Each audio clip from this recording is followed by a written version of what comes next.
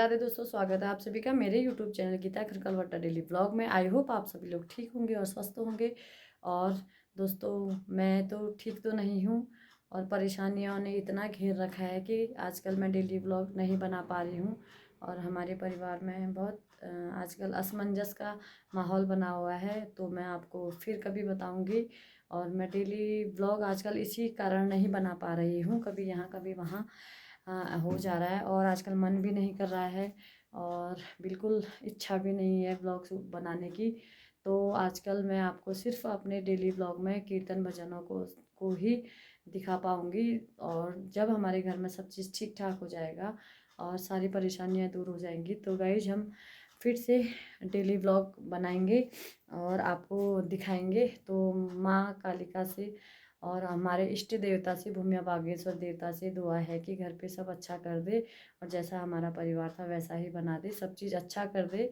और दोस्तों, बहुत मन अच्छा नहीं है न, बहुत मन बेचैन है। और आप मेरे चेहरे से भी लगा सकते हैं।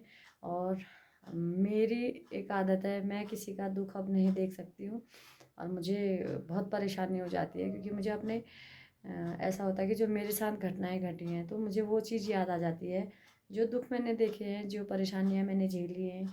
और मैं नहीं चाहती हूँ कि किसी के भी परिवार में ऐसा दुख आए, ऐसा संकट आए, ऐसी विपदा आए।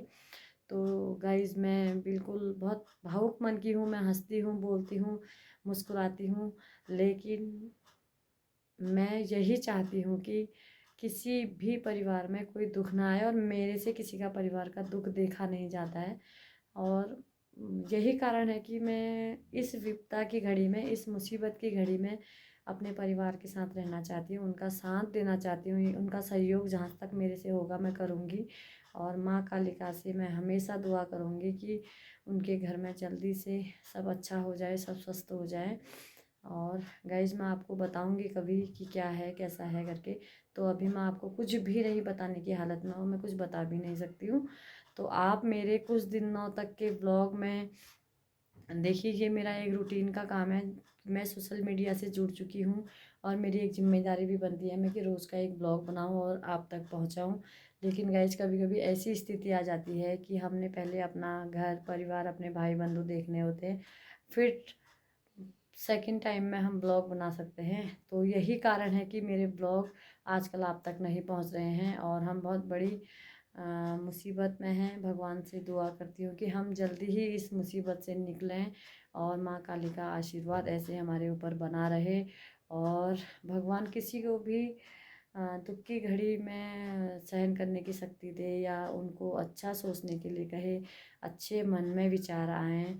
और मेरी यही इच्छा है कि जब कभी भी कोई इंसान दुखी होता है तो आप गाइज उनकी हेल्प कीजिए, उनको अच्छा सपोर्ट कीजिए, उनके अच्छे विचार अपने मन में लाइए। कभी भी किसी के परिवार के प्रति गलत मत सोचिए, अच्छे विचार लाइए, अच्छा सोचिए। किसी के बच्चों के प्रति आप गलत भावनाएं मत लाइए।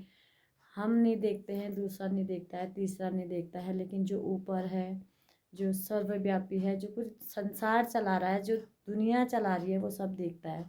वो तो कण कण में, घट घट में उनका निवास है। और प्रभु और भगवान से बढ़कर कुछ नहीं है। इसलिए आप अच्छा करिए, अच्छा सोचिए, जो गलतियां हैं उनको सुधारिए, माफ़ी मांगिए, या आप चाहे जैसे भी हो, सिर्फ एक अच्छी दुआ लेके चलिए कि हाँ, जो मेरे साथ हुआ है वो दूसरे के साथ ना हो, जो मैंने सहा है वो दूसरा ना सहे। इसलिए गाइज, मैं तो, मेरा मानना ये है, मैं किसी का दुख बिल्कुल देख नहीं सकती हूँ और मैं बहुत भावुक भी हो जाती हूँ, मैं बहुत परेशान भी हो जाती हूँ, इसलिए मैं ब्लॉग नहीं बना पा रही हूँ।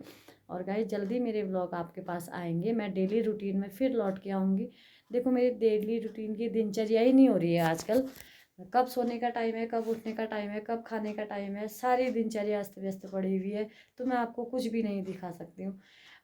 रात 3 बजे 4 बजे हम सो रहे हैं, सुबह 8 बजे उठ रहे हैं।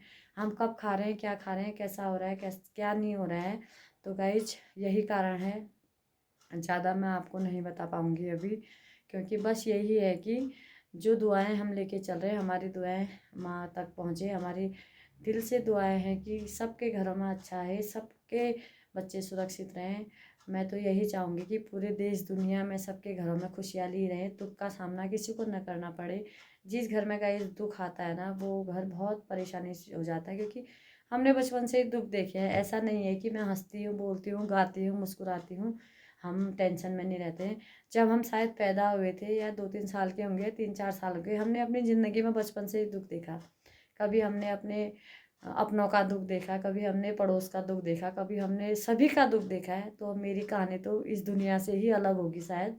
और आपने मेरे चेहरे में हमेशा मुस्कुराहट देखी होगी, हमेशा हंसते हुए देखा होगा, लेकिन हमारे जीवन का सच बहुत अलग है, बहुत ही ज़्यादा अलग है। हम दुनिया से ही अलग हैं, लेकिन ये है कि किस भगवान ने हमको इतनी शक्ति दी है कि हम खुद भी संभालते हैं, हम दुनिया को भी संभालते हैं।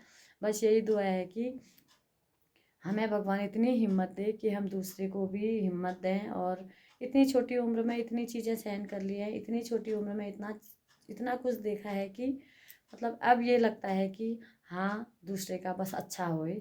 ये धन दौलत मोह माया कुछ नहीं है, 4 दिन का दिखावा है। अगर आप करना चाहते हैं तो किसी के लिए दिल से दुआ कीजिए, आप दिल से उनको दुआ दीजिए और अच्छा कीजिए, अच्छा सोचिए, आप भी अच्छे रहेंगे, वो भी अच्छे रहेंगे।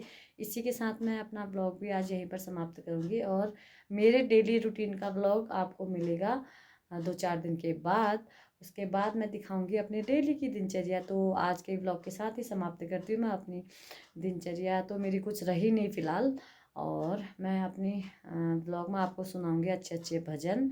और इसी के साथ स्वस्थ रहें, मस्त रहें, तंदुरुस्त रहें और अपना ख्याल रखिए। मिलते हैं आपसे कल फिर एक नए भजन को लेके आऊँगी मैं, तब तक के लिए बाय। और दिखा